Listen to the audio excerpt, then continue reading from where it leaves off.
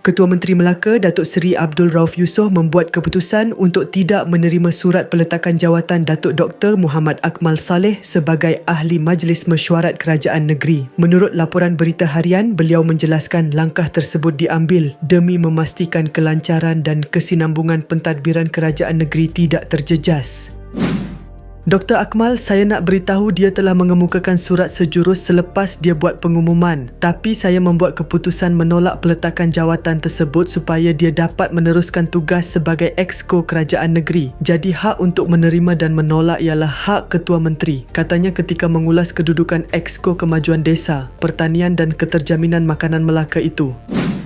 Sebelum ini, pada Januari lalu, Muhammad Akmal yang juga Ketua Pemuda UMNO telah mengumumkan hasratnya untuk meletakkan jawatan sebagai Exco Kerajaan Negeri semasa Perhimpunan Agung Pemuda UMNO. Keputusan tersebut dibuat berlandaskan rasa tanggungjawab, prinsip serta maruah. Selain mengambil kira kepentingan parti, ia juga selari dengan suara akar umbi yang mahu UMNO menghentikan kerjasama dengan DAP.